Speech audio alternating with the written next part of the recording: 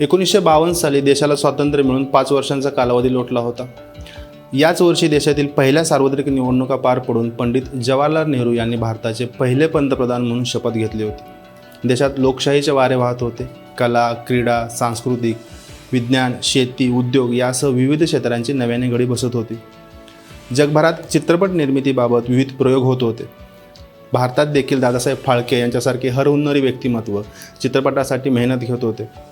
त्यांच्या मेहनतीतून 1913 साली भारताचा पहिला मूकपट राजा हरिश्चंद्र या चित्रपटाची निर्मिती झाली. त्यानंतर 1932 साली आलेला आलम आरा ते 1952 साली आलेला बैजू बावरा असा भारतीय चित्रपटसृष्टीने 40 वर्षांचा प्रवास पूर्ण केला होता. 1952 साली त्याच वेळच्या बॉम्बे आणि आत्ताच्या मुंबईत देशातील पहिला आंतरराष्ट्रीय चित्रपट महोत्सव आयोजित करण्यात आला होता. पंडित जवाहरलाल नेहरू यांच्या हस्ते या चित्रपट महोत्सवाचे उद्घाटन पार पडले. भारत सरकारच्या चित्रपट विभागाच्या वतीने पहिल्यांदाच आयोजित केलेल्या या महोत्सवात सुमारे 23 देशांनी सहभाग घेतला व महोत्सवासाठी जवळपास 200 चित्रपटांची निवड झाली होती. यात अमेरिकेच्या 40 चित्रपट आणि सुमारे 100 शॉर्ट फिल्मचा समावेश होता. मुंबईनंतर महोत्सवाने पुढे काही वर्ष मद्रास, दिल्ली, कोलकाता असा प्रवास केला. दरम्यान 2000 साली गोव्याच्या मुख्यमंत्रीपदाची धुरा मनोहरभाई पर्रीकर यांच्याकडे सोपवण्यात आली. भाईंच्या काळात चित्रपट महोत्सव गोव्यात आणण्यासाठी प्रयत्न सुरू झाले. त्यासाठी आवश्यक पायाभूत सुविधांची निर्मिती करण्यात आली. यात पाटोचा पूल, आयनॉक्स मल्टिप्लेक्सची उभारणी करण्यात आली आणि अखेर 2004 साली त्रिवेंद्रम येथून आंतरराष्ट्रीय चित्रपट महोत्सव गोव्यात दाखल झाला.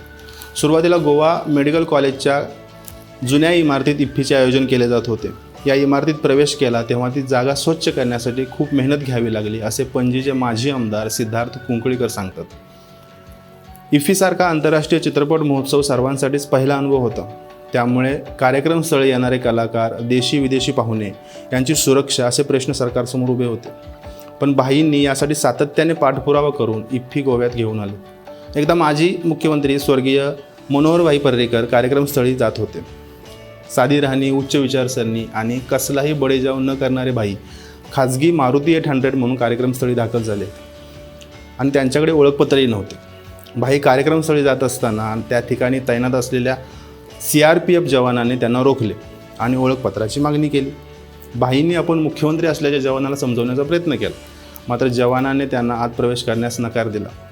दरम्यान मुख्यमंत्र्यांची शासकीय गाडी घटनास्थळी दाखल झाली. पर्रीकरांच्या वैयक्तिक सुरक्षा अधिकाऱ्याने जवानाला ते राज्याचे मुख्यमंत्री असल्याचे सांगितले आणि पर्रीकरांना कार्यक्रमस्थळी जाण्यास परवानगी दिली. अशी मजेशीर आठवण सिद्धार्थ कुंकळीकर यांनी सांगितली.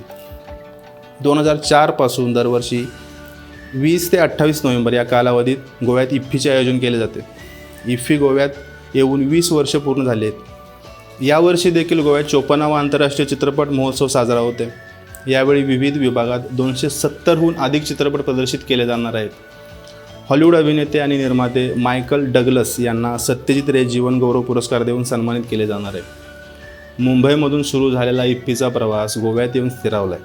आता इफ्फी म्हटलं की गोवा आणि गोवा म्हटलं की इफ्फी असं समीकरण फिट्ट झालं आहे.